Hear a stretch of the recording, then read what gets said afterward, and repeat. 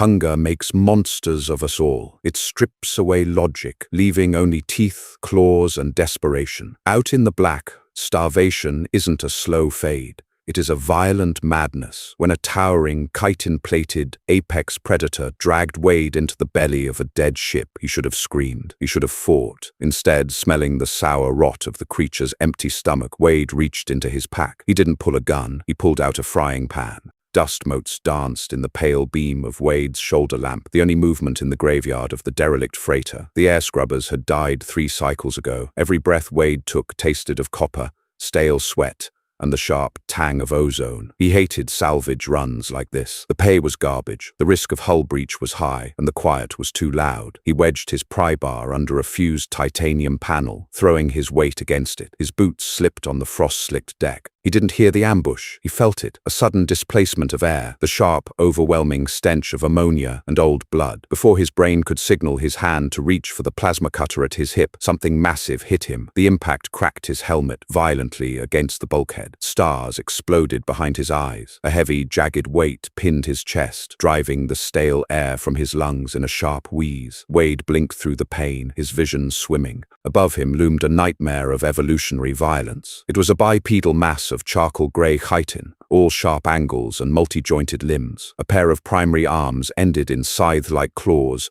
currently pressed against Wade's collarbone. Its face was a segmented mask of armored plates, splitting open to reveal 4 mandibles and a throat lined with needle-thin teeth. A low, wet hiss vibrated from its chest, rattling Wade's own ribs. He waited for the bite. He waited for the tearing of flesh. He had seen what these deep space scavengers did to human colonists on the outer rim. You didn't survive a close-quarters encounter. You just hoped they aimed for the neck first. But the bite didn't come. Wade squinted, his breath fogging his visor. The creature's mandibles were inches from his face, dripping a thin, clear fluid onto his chest plate. But the massive scythes pinning him down were shaking, not with rage, with weakness. The alien shifted its weight, and one of its segmented legs buckled slightly, scraping awkwardly against the metal floor to find purchase. Wade flared his shoulder lamp to maximum brightness. The creature recoiled, letting out a sharp, clicking screech and shielding its face with a trembling forearm. In that harsh white light, Wade saw the truth. The creature's chitin armor, normally sleek and oiled,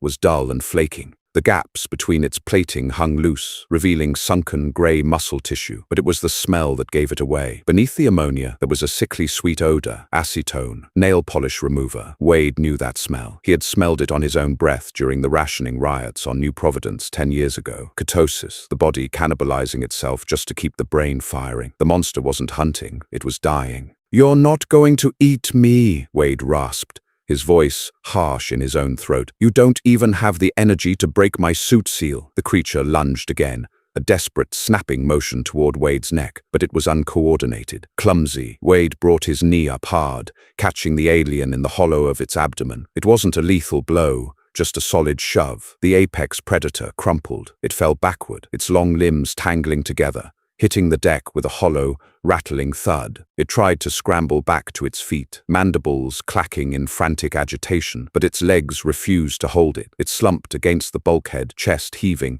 letting out a pitiful, rattling wheeze. Wade slowly pushed himself up, rubbing his bruised collarbone. His heart was hammering against his ribs like a trapped bird. He drew his plasma cutter. The hum of the weapon filled the narrow corridor. He pointed it directly at the center of the creature's mass. One squeeze of the trigger, and he could vaporize its chest cavity. It would be merciful. The alien didn't flinch. It just watched him, its 6 dark, glassy eyes fixed on the weapon. It let out a long, slow breath, lowering its scythes. It was giving up. Wade stared at his finger on the trigger. He looked at the sunken chest of the beast. He remembered the feeling of chewing on leather belts just to make his stomach stop screaming. He remembered the hollow, echoing void of true starvation. "Damn it," Wade muttered. He powered down the cutter and holstered it. Wade kicked a piece of twisted scrap metal out of his way, hauling his heavy canvas pack off his shoulder. It hit the deck with a heavy, satisfying clatter. The alien flinched, pulling its knees tighter to its chest, a strange defensive posture for something that stood 7 feet tall. They were in what used to be the freighter's mess hall. Now, it was a makeshift nest. Piles of shredded insulation and gnawed plastic conduit littered the corners. The creature had been trying to eat the ship's wiring. That was a bad way to go. "All right, ugly," Wade said, unlatching the heavy metal clasps of his pack. "You speak standard?" "Probably not. Don't care.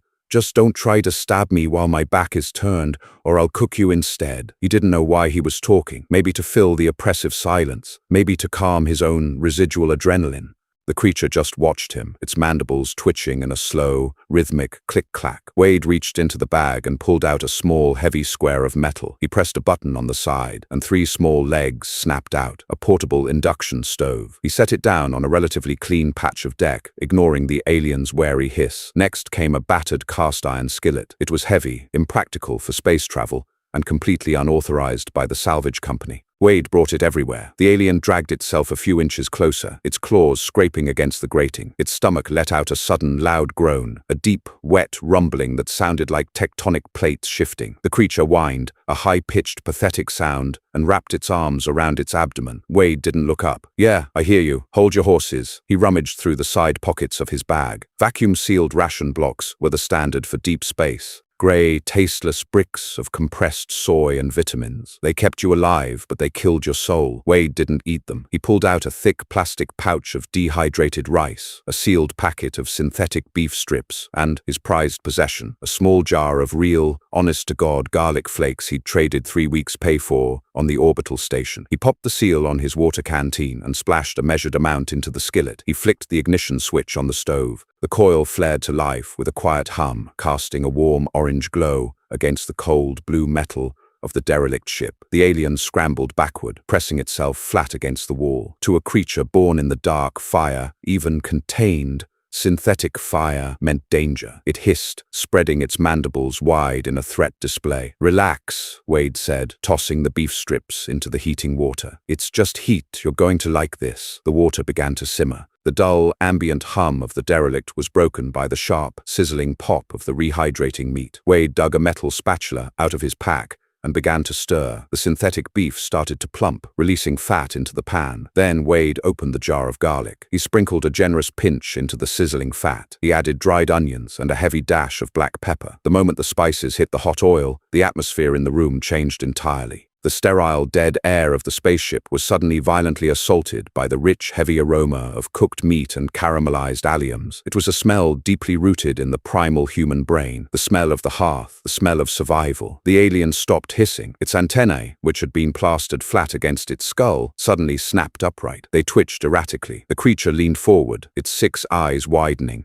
The scent was alien to it, entirely foreign to its biology. Yet the universal language of calorie-dense fat and protein bypassed its alien reasoning completely. It dropped its threat display. It didn't look like a monster anymore. It looked like a starving dog smelling a barbecue. Wade dumped the rice into the mixture, letting it soak up the seasoned water and fat. He stirred rhythmically, the metal spatula scraping against the cast iron in a steady, hypnotic beat. Scrape, sizzle, scrape. "My old man taught me this," Wade said quietly, staring into the pan. "Called it grave robber's stew. Said as long as you had something warm in your belly, you weren't dead yet. You look like you've been dead for a month, buddy." The creature crept closer, 1 inch at a time. Its claws dragged lightly against the floor. Saliva, thick and stringy, began to leak from its mandibles, pooling on the deck. It let out a soft, trilling sound, a question. "Almost," Wade said. He killed the heat. The sizzling died down, leaving only the heavy, intoxicating smell of the food. Wade grabbed a large aluminum mess tin from his pack. He didn't dish out a portion. He dumped the entire contents of the skillet into the tin, every last grain of rice, every strip of meat. He tapped the spatula against the edge of the tin, then set it down on the floor, midway between himself and the alien. Wade took 3 deliberate steps back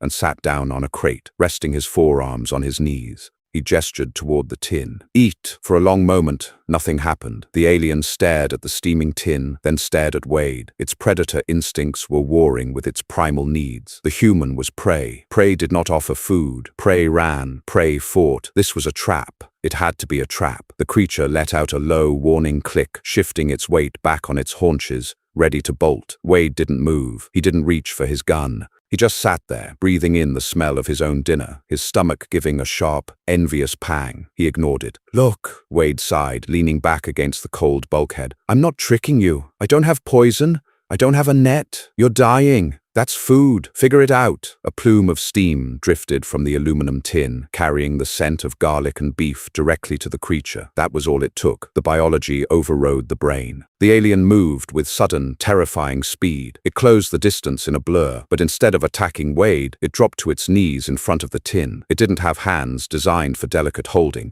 Its primary claws were meant for rending armor. It hesitated, unsure how to interact with the small metal container. Finally, desperation won. The creature leaned down, its segmented face splitting open, and shoved its entire jaw into the hot food. It let out a sharp squeal as the heat burned its mouth, jerking its head back. It chattered its mandibles frantically, cooling its tongue. Wade winced. "Yeah, it's hot. Blow on it, idiot." The alien didn't understand the words, but the burn taught it a lesson. It approached more cautiously this time. It used one of its smaller secondary forelimbs, tucked close to its chest, ending in 3 dexterous, clawed fingers, to scoop a small handful of the rice and meat. It brought the food to its mouth, tentative, expecting another burn. It chewed. The crunching of the synthetic beef and the soft squish of the rice echoed in the silent room. The creature swallowed. Wade watched the exact moment the alien's brain registered the calories, the heavy, seasoned fats hitting an empty, starving stomach. The creature froze completely. Its eyes dilated until they were pitch black. A deep, resonant purr began to vibrate in its chest, a sound so bass-heavy Wade could feel it in his boots. Then the manners vanished. The alien descended on the tin like a ravenous beast. It scooped handful after handful into its maw, not even bothering to chew. It shoveled the food down, groaning and clicking between bites. Sauce and grease smeared across its dark chitin. It dropped a piece of beef on the dirty floor, panicked, snatched it back up, and swallowed it whole. The raw, messy sound of its eating was grotesque, desperate, and deeply sad. Wade watched, a tight knot forming in his throat. He looked away, rubbing the back of his neck. He had seen men eat like that, men who had been trapped in collapsed mines, men who had been adrift in life pods. He never looked them in the eye when they ate. It was a private, shameful thing to be that hungry. In less than a minute, the tin was empty. The alien picked up the aluminum container with its secondary hands and began to lick the inside. Its long, rough tongue scraped against the metal, chasing every single drop of grease, every stray granule of garlic powder. When the tin was spotless, polished practically to a mirror shine, the creature set it down gently. Silence returned to the derelict mess hall. Wade shifted on his crate. The alien snapped its head toward him. The tension was back. The food was gone. Wade was still sitting there, a fleshy sack of protein. He tensed, ready to grab the plasma cutter if the meal had only served as an appetizer. The creature rose to its full height, its head nearly brushing the ceiling. It looked down at Wade. It wiped its mandibles with the back of its arm. It took a step forward. Wade held his breath. The alien didn't raise its scythes. It didn't hiss. Instead, it slowly, deliberately lowered itself back to the floor. It folded its long legs beneath it and tucked its primary claws against its chest. It looked at Wade, its 6 eyes blinking slowly. Then it let out a soft, low chitter. It wasn't a threat, it was a sigh. The creature rested its heavy, armored head against the cold deck, keeping Wade in its line of sight. It closed 4 of its 6 eyes. The violent trembling in its limbs had stopped. The acetone smell was already beginning to fade, replaced by the lingering scent of Wade's cooking. It was full, and for the first time in God knew how long, it felt safe enough to rest. Wade let out a long breath, slumping against the bulkhead. He looked at his empty frying pan, then at his rumbling stomach. He pulled a gray, tasteless ration brick out of his pocket and unwrapped it. "You owe me a steak, big guy," Wade muttered, taking a bite of the dry, chalky brick. "A really big steak." The alien purred in its sleep. Sleep did not come easily for a man sharing a room with an apex predator. Wade spent the next 4 hours sitting rigidly on his crate, his hand resting on the grip of his plasma cutter. The ship's environmental systems groaned around them, a dying mechanical wail deep in the void. Every creak of the hull made Wade flinch. The alien, however,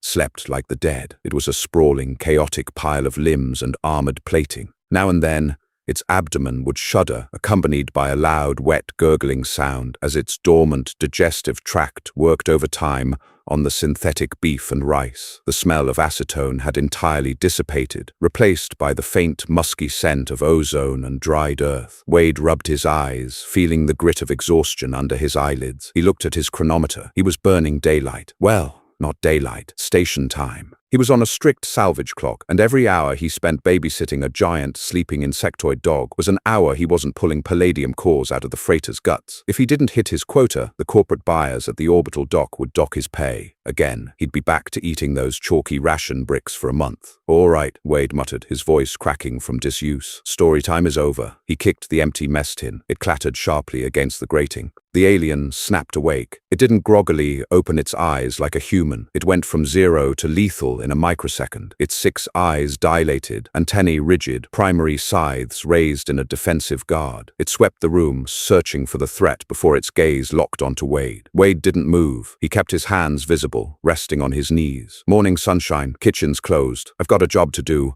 He stood up, his joints popping in protest against the biting cold of the ship, and slung his heavy canvas pack over his shoulder. He picked up his pry bar. The alien watched him, its head tilting to one side, in an eerie, bird-like motion. Wade turned his back on it and walked out of the mess hall. It was a stupid, suicidal thing to do. You don't turn your back on a wild animal, but Wade was tired, cynical, and largely out of options. If the thing wanted to kill him, it would have done it while he was dozing on the crate. He stepped into the darkened corridor, his shoulder lamp cutting a narrow cone of white light through the floating dust. Click, clack, scritch. Wade froze. The sound came from right behind him. He slowly turned his head. The alien was there. It had squeezed its massive frame through the mess hall doorway and was standing in the corridor, looking down at him. It didn't look aggressive. It looked expectant. Go away, Wade said, waving a hand as if shooing a stray cat. Shoo, scram, go find a nest. The creature blinked its secondary eyes, took one step forward, and let out a soft, inquiring trill. I am not your mother, Wade grumbled,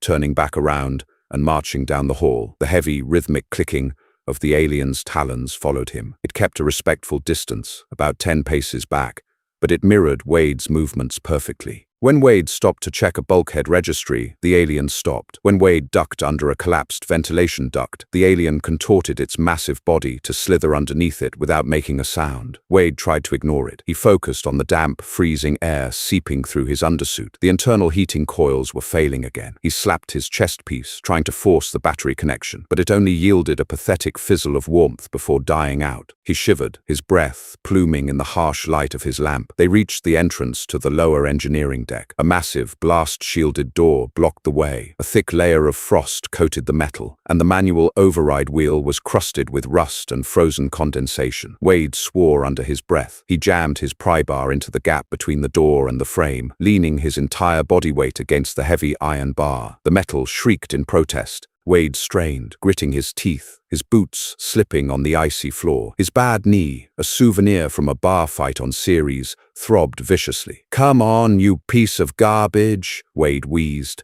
his face red with exertion. The door didn't budge a millimeter. Wade stepped back, panting, dropping the pry bar with a loud clang. He kicked the blast door, instantly regretting it as pain shot up his toes. He leaned against the bulkhead, wiping cold sweat from his forehead. He was going to have to cut through, which would take hours and drain his plasma reserves. A shadow fell over him. The alien stepped up to the door. Up close, its sheer mass was terrifying. It smelled of old dust and that lingering, faint hint of garlic. It looked at the frozen override wheel, then down at the pry bar, and finally at Wade. It let out a low, clicking rumble, a sound of mild amusement, or at least, that's how Wade's exhausted brain interpreted it. The creature reached out with its primary limbs. It didn't bother with the wheel. It shoved its thick, scythe-like claws directly into the narrow seam of the blast doors. The chitin scraped against the titanium with a horrific, teeth-grinding screech. Wade covered his ears, stepping back. The alien planted its digitigrade legs onto the floor, the muscles beneath its dark plating bunching up like coiled steel cables. It let out a sharp, hissing breath and pulled its arms apart. The heavy blast doors, rated to withstand a micrometeorite impact, groaned. Then they screamed. Metal snapped, ice shattered, spraying the corridor with sharp white fragments. The thick hydraulic locks inside the doorframe ruptured with a loud bang, spewing black fluid across the deck. With a final, brutal heave, the alien ripped the doors apart, forcing a gap wide enough for a cargo loader to drive through. The creature stepped back, shaking the black hydraulic fluid off its claws with a look of supreme distaste. It looked at Wade, its mandibles clicking rapidly. Wade stared at the mangled, 3-inch thick titanium. He looked at his little iron pry bar on the floor. He swallowed hard, his throat dry. Right, Wade said, his voice an octave higher than usual. After you. The engineering bay was a graveyard of heavy industry. Towering coolant tanks loomed in the dark like silent monoliths, their surfaces slick with toxic condensation. Cables as thick as a man's thigh hung from the ceiling like dead jungle vines. The air here was heavy, stagnant, and tasted intensely of copper and burnt insulation. Wade swept his shoulder lamp across the cavernous room. His light caught the dull, promising gleam of a primary fusion manifold. Palladium, a lot of it. The corporate buyers would pay top credit for the cores inside. Wade's heart did a strange, greedy flutter. "Jackpot," he whispered. The alien stepped into the bay behind him, its heavy talons clicking loudly on the grating. It didn't share Wade's enthusiasm. Its antennae flattened against its skull, and it began to pace restlessly in a wide circle around Wade. It let out a low, continuous hiss, sweeping its head from side to side. "Relax," Wade said, unhooking his plasma cutter. "Ship's dead. No radiation, no structural collapse.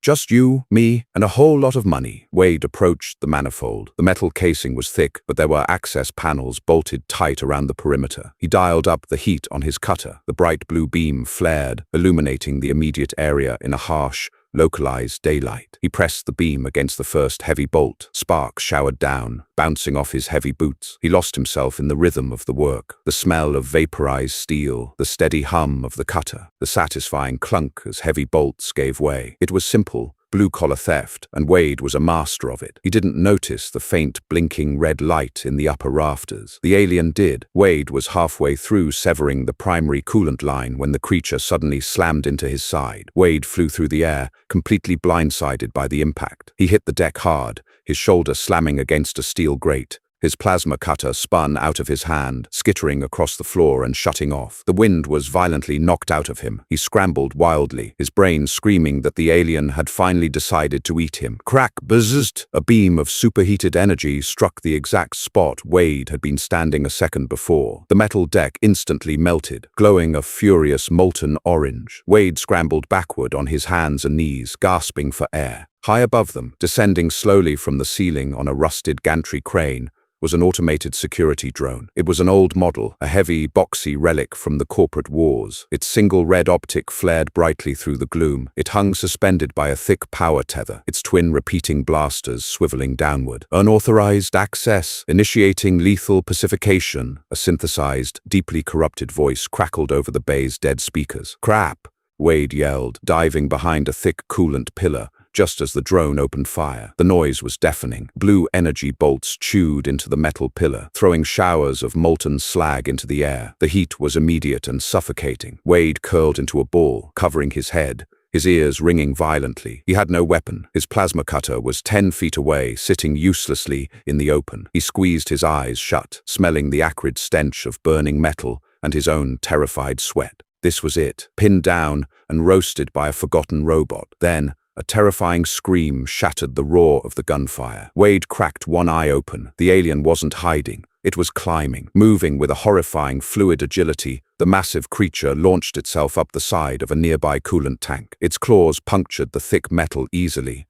turning the smooth surface into a ladder. The drone's red optics swiveled, targeting the new, massive threat. Energy bolts slammed into the alien's dark chitin. Wade winced, expecting the creature to fall, but the armor held. The blasts scorched the plating, leaving glowing, blackened craters. But the beast didn't even slow down. If anything, the pain enraged it. It let out a deafening roar, a sound of pure, unadulterated apex fury that rattled Wade's teeth. The alien vaulted off the top of the tank, flying through the air across a 30-foot gap. It slammed directly into the heavy security drone mid-air. The impact tore the drone off its gantry rail. The two of them crashed down into the center of the engineering bay with an earth-shattering crunch. Wade stayed glued to the floor, watching through the smoke and flying sparks. The drone was still functioning, its servos whining in overdrive as it tried to point its blasters at the monster pinning it down. But the alien didn't give it a chance. With brutal mechanical efficiency, the creature brought its primary scythes down. It didn't strike wildly. It targeted the joints. It severed the drone's right blaster barrel in a single, terrifyingly smooth motion. The heavy metal clattered to the deck. The alien pinned the drone's chassis beneath its foot, reached down with its secondary limbs, grabbed the red optic sensor array,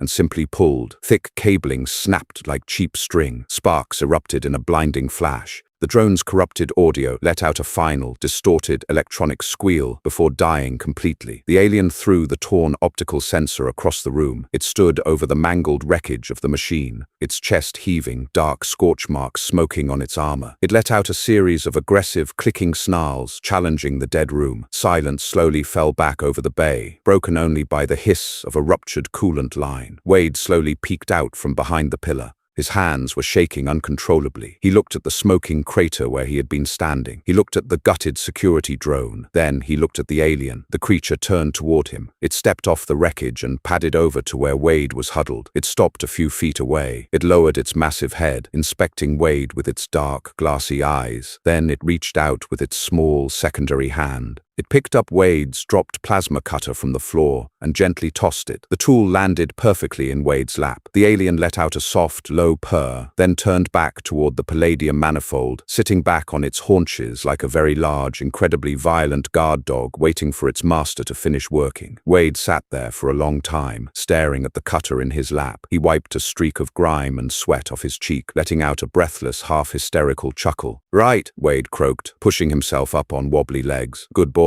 Sweat ran into Wade's eyes, stinging like cheap whiskey. The plasma cutter whined its monotonous, high-pitched tune, chewing through the stubborn titanium brackets, holding the fusion manifold together. He powered down the torch and jammed his pry bar into the glowing fissure, throwing his back into it. The brackets snapped with a sharp, echoing crack. Wade reached in with heavy insulated gloves, grabbing the cylindrical palladium core. He hauled it out, grunting as 80 pounds of dead weight threatened to pull him off balance, and shoved it into his reinforced canvas sack. 1 down, 3 to go. He paused, resting his hands on his knees, gasping the thin, freezing air. The adrenaline from the drone attack was crashing hard, leaving his muscles shaking and his stomach hollow. Across the bay, a low, wet, tearing sound broke the silence. Wade turned his head. The alien was sitting in the shadows of a massive coolant pump. It was hunched over, its primary arms wrapped tightly around its torso. Its mandibles clicked rapidly, a frantic, distressed rhythm. It was using its long, rough tongue to lick the deep, blackened craters on its carapace where the drone's blaster bolts had struck. A clear, viscous fluid, alien blood, Wade assumed, was bubbling from the edges of the cracked chitin, dripping onto the grating with a soft sizzle. The creature whimpered. It wasn't a roar or a hiss. It was a high-pitched, pathetic whine, totally incongruous with its terrifying size. Wade looked at his half-empty canvas bag. He looked at the timer on his wrist display. If he hurried, he could extract the last 3 cores,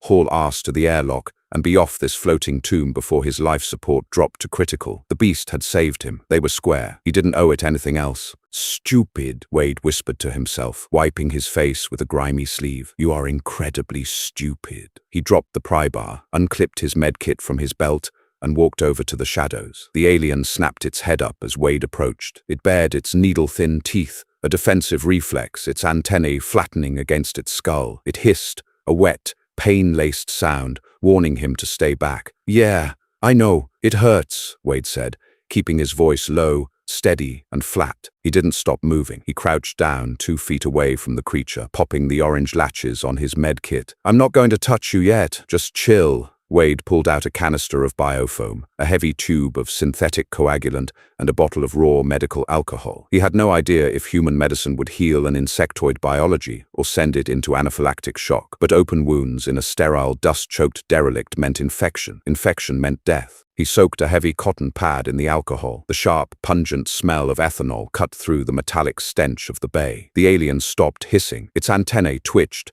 zeroing in on the smell. It tilted its head, watching Wade's hands with intense focus. "This is going to suck," Wade muttered. "Don't bite my face off." He reached out slowly. The creature flinched but didn't pull away. Wade pressed the soaked pad against the largest blast crater on the creature's chest. The alien violently convulsed. A deafening, rattling shriek tore from its throat. Its massive primary scythe shot up, the razor-sharp edge stopping mere millimeters from Wade's neck. Wade froze, his heart slamming against his ribs so hard he thought they might crack. He didn't pull his hand away from the wound. He didn't break eye contact. He just breathed, smelling the damp, earthy musk of the beast and the metallic tang of its blood. The alien stared at him, its chest heaving. The scythe trembled against Wade's collarbone. "Breathe," Wade said softly. "It's cleaning the burn. I know it burns. Just breathe." Slowly, agonizingly, the creature lowered its scythe. It dropped its head, resting its heavy chin on Wade's shoulder, letting out a long, shuddering sigh. Wade exhaled a breath he didn't realize he was holding. He quickly wiped away the ash and congealed fluid, then grabbed the canister of biofoam. He sprayed a thick, expanding white foam into the craters. The chemical reaction was instantaneous. The foam bubbled, hissed, and rapidly hardened into a dense protective seal over the exposed tissue. The alien let out a low, rumbling purr. The pain was fading. Wade finished patching the last 3 scorch marks. He sat back on his heels, tossing the empty canister into his kit. His hands were covered in clear, sticky fluid. "There," Wade breathed, wiping his hands on a rag. "You're not going to win any beauty pageants, but you won't bleed out."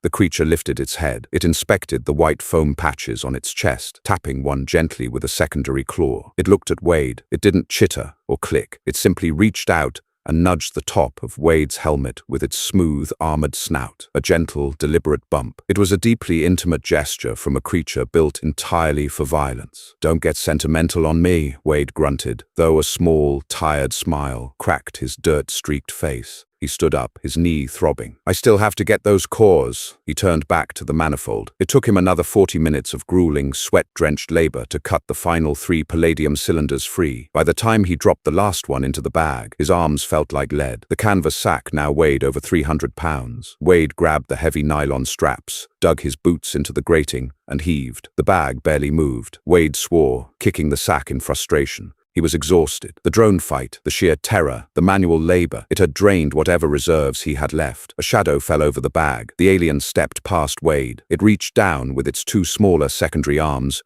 gripped the nylon straps, and lifted the 300-pound sack off the deck as effortlessly as if it were a bag of groceries. It stood tall, looking down at Wade, waiting. Wade stared. "Show off." He grabbed his pry bar and his plasma cutter. "All right, let's get to the airlock. My ship is parked at the dorsal." A violent tremor shook the deck plates. Wade stumbled, catching himself against a railing. Dust showered down from the dark ceiling. A deep metallic groan echoed through the ship's skeleton. It wasn't the sound of an old ship settling. It was the heavy, definitive thud of a magnetic docking clamp engaging. The alien instantly dropped the bag. Its antennae snapped rigid. It let out a low, warning hiss, its gaze fixed on the ceiling. "Company," Wade breathed, his blood running cold. Cold fear settled in Wade's stomach, heavy and toxic. This sector of the rim was crawling with rust pirates, jackals who monitored the convoys for salvage beacons. They let independent cutters like Wade do the back-breaking work of slicing the cores, then boarded the derelict, put a bullet in the salvager's brain,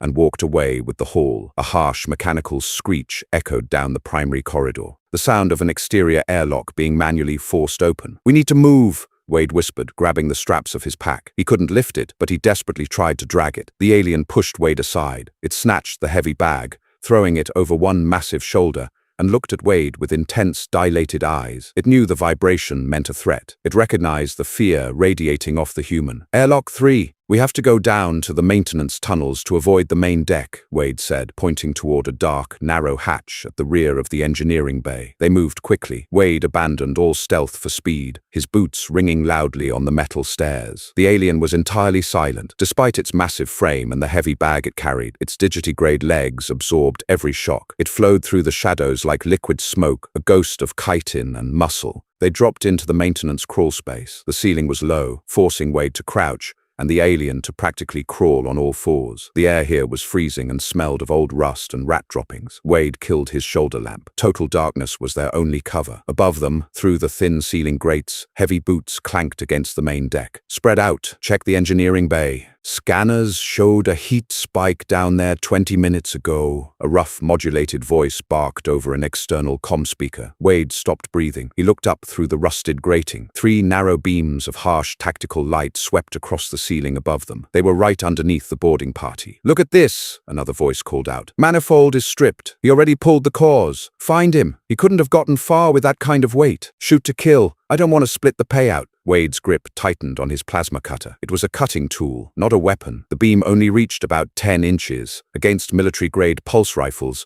he was dead meat. He looked back at the alien. In the pitch black, he could only see the faint, eerie reflection of ambient light in its 6 eyes. The creature was perfectly still. It wasn't panting. It wasn't hissing. It was hunting. Wade gestured forward. They crawled another 50 yards, reaching the end of the tunnel. An access hatch led up to the tertiary corridor, just a straight sprint to Wade's airlock. Wade pushed the hatch open an inch. No lights. He shoved it aside and pulled himself up, his bad knee screaming in protest. The alien slid up behind him, setting the heavy bag down without a sound. "There's the airlock," Wade whispered, pointing down the hall to a heavy yellow door. "Hold it right there, scrub." But the voice came from the opposite end of the corridor. Wade froze. A blinding white spotlight hit him directly in the face, washing out his vision. He threw a hand up, squinting through the glare. Two figures stepped out of the shadows. They wore mismatched, pieced-together armor, rust pirates. One held a heavy pulse rifle, the other a sawn-off kinetic shotgun. "Step away from the bag," the one with the rifle commanded. "Keep your hands where I can see them." Wade didn't move.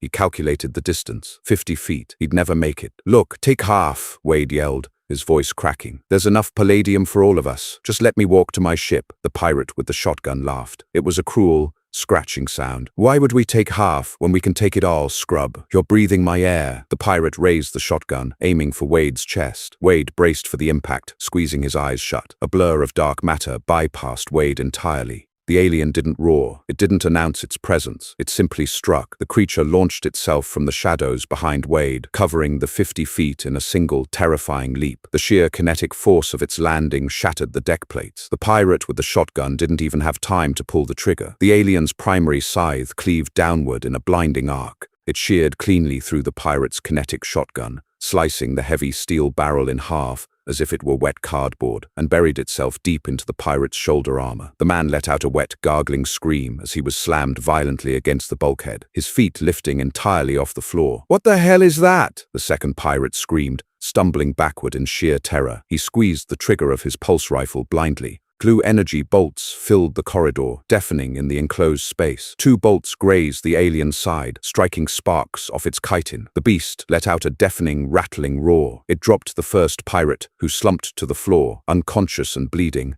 and spun toward the rifleman. The alien tackled him. They crashed to the deck in a tangle of limbs and armor.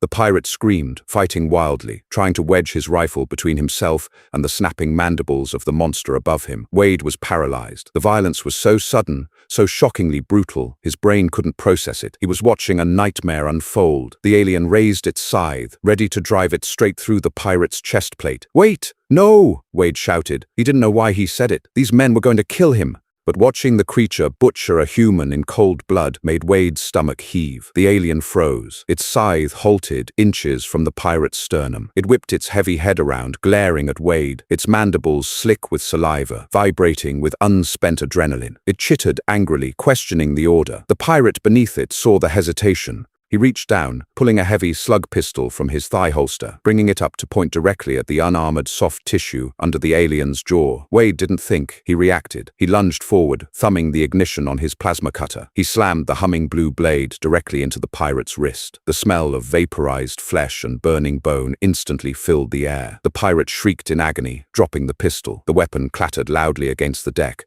Wade stood over them, his chest heaving, his plasma cutter trembling in his hand. He looked down at the writhing pirate holding his ruined wrist. Then he looked at the alien. The creature stared back at him. It looked at the dropped gun, then at Wade's smoking tool. Slowly it stepped off the pirate. It didn't attack again. It moved to Wade's side, positioning its massive body between Wade and the downed men, adopting a protective, defensive stance. Wade swallowed the bile rising in his throat. He had just maimed a man. He had crossed a line he promised himself he never would. But as he looked at the dark, armored giant standing guard over him, he realized the rules of the deep black had changed. "Pick up the bag," Wade whispered, his voice trembling but cold. The alien reached out, effortlessly hoisting the canvas sack of palladium over its shoulder. "Move!" Wade commanded the pirates on the floor, pointing to the wall. The conscious man dragged his bleeding partner out of the way, sobbing in pain and terror. Wade and the alien walked past them, stepping into the yellow-lit airlock. Wade hit the cycle button. The heavy blast doors slid shut, sealing them in silence, leaving the bleeding pirates and the dead ship behind. Pressure equalized with a hollow, popping groan that made Wade's eardrums flex painfully. The heavy inner door of the airlock slid open, revealing the cramped, dimly lit interior of his salvage runner. It smelled of stale coffee, overheated machine oil, and the sharp, cloying tang of cheap artificial pine deodorizer. It was essentially a flying garbage scow, a dented tin can held together by duct tape and stubbornness. But as Wade crossed the threshold, it felt like a palace. Wade stumbled toward the cockpit. He didn't wait for the creature.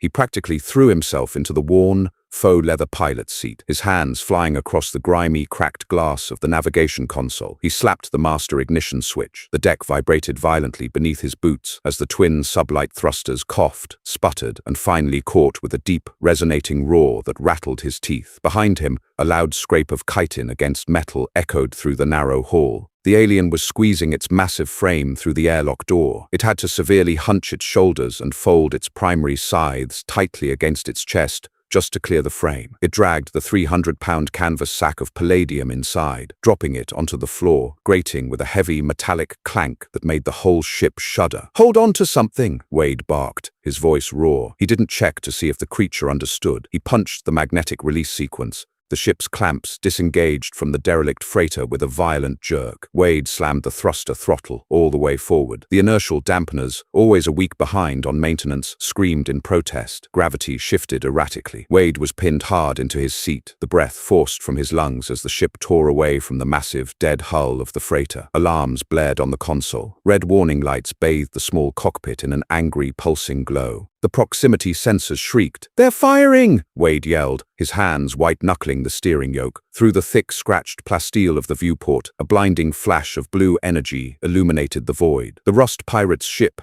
still docked to the derelict, was firing its main cannons blind, trying to clip them before they got out of range. A pulse bolt grazed the aft shielding of Wade's ship. The impact was deafening. The entire cabin pitched violently to the left. A shower of sparks erupted from the overhead wiring panel, raining down on Wade's lap and filling the air with the harsh stench of melting copper. Wade gritted his teeth, tasting blood where he had bitten his lip. He engaged the lateral thrusters, throwing the ship into a sickening, rolling dive to break the targeting lock. His bad knee throbbed with every high-G maneuver, a deep, grinding ache that made his vision swim. "Come on, you piece of junk!" he hissed at the console. He frantically entered the coordinates for a blind slip-space jump. It was dangerous. Jumping without a clear navigational calculation could land them inside a star, or worse, deep in an asteroid belt. But staying here meant getting blown to atomic dust. The hyperdrive spooled up with a high-pitched, whining crescendo. The stars outside the viewport stretched into long, blindingly white streaks of light. With a final, bone-jarring slam, the ship punched a hole in reality and vanished into slipspace. Immediate, dead silence washed over the cabin, broken only by the steady, rhythmic ticking of the failing environmental scrubber. The harsh blue light of slipspace bathed the cockpit in a cold, ethereal glow. They were away. They were alive. Wade let go of the steering yoke. His hands were shaking so violently he had to press them flat against his thighs to stop the tremors. He slumped back into his seat, resting his head against the headrest, staring blankly at the ceiling. His chest heaved as he dragged in ragged, desperate breaths of the stale cabin air. The adrenaline was bleeding out of his system, leaving behind a cold, hollow nausea. He looked down at his right hand. The thick canvas glove was scorched black from the plasma cutter. He could still smell it. Beneath the pine deodorizer and the burning copper, his brain conjured the sickening scent of vaporized flesh and bone. He had maimed a man. He had driven a 1,000-degree cutting torch directly into another human being's wrist. Wade squeezed his eyes shut, pressing the heels of his hands hard against his eye sockets until colors burst in the darkness. He wasn't a killer. He was a thief, a scavenger, a rat surviving in the walls of the galaxy. But he had never hurt anyone like that. A heavy, deliberate scrape of a claw on the metal deck snapped his eyes open. Wade swiveled his chair around. The alien was standing in the narrow corridor just outside the cockpit. It completely blocked the hallway, its head grazing the ceiling panels. It was looking at the zip-tied cables, the blinking lights of the life support panel, and the clutter of empty ration wrappers littering the floor. It was entirely out of its element, a creature of the dark, confined within a brightly lit, flying tin can. Its dark, glassy eyes finally settled on Wade. It saw the shaking. It saw the pale, clammy sweat on Wade's face. The creature slowly lowered itself, folding its long, heavily armored legs until it was sitting on the floor, bringing its massive, segmented face closer to Wade's eye level. It didn't hiss, it didn't chitter, it simply reached out with one of its small secondary hands. The appendage, ending in 3 sharp, dexterous claws, moved with excruciating caution. It paused inches from Wade's chest, as if asking for permission. Wade didn't pull away. He couldn't. He was entirely drained. The alien gently pressed the flat back of its claws against the center of Wade's chest plate, right over his racing heart. It held its hand there, The deep, bass-heavy, purring vibration began again, starting in the creature's abdomen and traveling up its arm, transferring directly into Wade's chest. It was a grounding sensation, a rhythmic, mechanical hum that overpowered the chaotic fluttering of Wade's heart. "I'm okay," Wade whispered, his voice cracking horribly. "I'm okay. Just give me a minute." The creature blinked its 6 eyes slowly, keeping its hand firmly against his chest. It understood fear. It understood shock. Out in the black, predators and prey were ultimately bound by the same terrible, biological laws of trauma. They stayed like that for a long time, man and monster tethered together in the quiet hum of slip space. 2 hours later, the shaking had finally stopped. Wade dragged himself out of the pilot's seat, his joints popping loudly. The alien had moved back into the tiny cargo bay, the only space large enough for it to stretch out. It was currently sitting cross-legged next to the heavy sack of palladium cores, meticulously cleaning the scorch marks on its chitin with its long tongue. Wade walked past it, heading for the small kitchenette tucked into the wall behind the life support scrubbers. It was nothing more than a metal counter, an induction plate, and a tiny, heavily locked refrigeration unit. Wade punched a 6-digit code into the keypad on the fridge. The heavy door hissed open, releasing a cloud of freezing vapor. He reached past the vacuum-sealed packets of synthetic soy and pulled out a heavy, foil-wrapped block. It was covered in a thick layer of frost. Wade held it in his hands, feeling the dense weight of it. Real meat. It was a thick cut of vat-grown premium ribeye. It had cost him 2 months' worth of salvage pay, bought off a black market provisioner on the orbital docks. He had been saving it for his birthday, or for a day when he finally hit a score big enough to retire. Today wasn't his birthday, and the palladium in the cargo bay wouldn't let him retire, but he was breathing, and he had a debt to pay. He unwrapped the foil. The dark red flesh was marbled with thick, pale fat. The smell of it, even frozen raw, was earthy, iron-rich, and heavy. Behind him, the alien stopped cleaning itself. Wade heard the sharp, sudden click of mandibles. He looked over his shoulder. The creature had risen to its feet. Its antennae were standing straight up, quivering violently. Its 6 eyes were locked entirely on the red block in Wade's hand. "Yeah," Wade said, a dry smirk touching his lips. "I told you I owed you a steak." Wade turned on the induction plate and grabbed his battered cast-iron skillet. He let the pan get blistering hot. He didn't use synthetic oils. He let the fat of the meat do the work. He dropped the frozen steak directly onto the dry iron. The hiss was explosive. A thick plume of white smoke hit the ceiling, instantly triggering the local ventilation fan. The intense, overwhelming smell of searing animal fat, rendering down and crusting against the hot metal, filled the cabin. It was a heavy, violent, beautiful aroma. The alien lost its mind. It let out a loud, warbling shriek of pure, unadulterated need. It scrambled forward, its heavy talons gouging deep scratches into the floor grates. It shoved its massive head directly over Wade's shoulder, its mandibles trembling uncontrollably. Thick, viscous saliva began to drip onto the metal counter, pooling rapidly. "Back off!" Wade grunted, shoving his elbow into the creature's armored chest. It was like pushing a brick wall, but the alien yielded just enough to give Wade breathing room. "You don't eat it raw. It has to cook. Have some class." Wade flipped the steak. The underside was perfectly charred, a deep mahogany crust. The alien groaned, a pathetic, whimpering sound. It reached out, trying to grab the scorching hot meat with a secondary hand. Wade slapped the claw away with his spatula. "No! Sit down!" The creature recoiled, letting out a confused, offended hiss. But it looked at the spatula, then at Wade's face. Wade pointed to the floor. Slowly, agonizingly, the apex predator folded its massive legs and sat back on the floor, its eyes never leaving the pan. It was vibrating with anticipation, its entire body a coiled spring of biological hunger. Wade seasoned it simply. Coarse salt, crushed black pepper. He let it cook until the center was a warm, bloody rare. He didn't bother plating it. He grabbed the heavy skillet by the handle, turned off the stove, and walked over to where the alien was sitting. He set the hot pan down on the floor between them. The steak sizzled violently, sitting in a pool of its own rendered fat and juices. "Eat," Wade said. The alien didn't hesitate, and it didn't bother with its secondary hands. It lunged forward, snapping its jaw shut around the entire 20-ounce cut of meat. It closed its eyes. Wade watched as the creature's powerful jaws crushed the seared meat. The sound of tearing muscle fibers and rendering fat was loud in the quiet ship. The alien chewed slowly this time. It wasn't the frantic, desperate inhaling of a starving beast. It was savoring it. The heavy iron, the salt, the deep, rich umami of cooked fat. A low, rumbling purr vibrated through the deck plating, so intense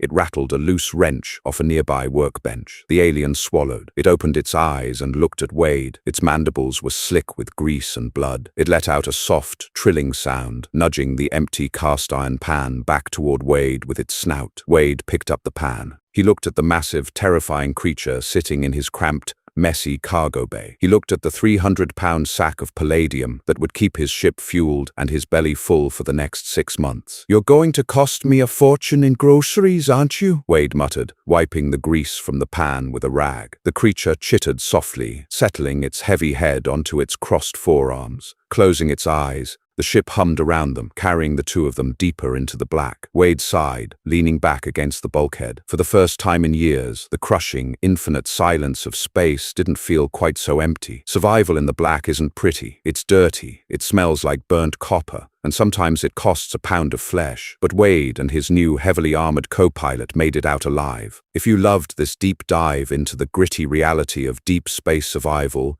smash that like button. It tells the algorithm you want more raw, unfiltered sci-fi stories. Subscribe and hit the notification bell so you don't miss our next adventure. Drop a comment below. What's the one comfort food you'd bring into deep space? Share this video with a friend who loves HFY, and I'll see you in the void.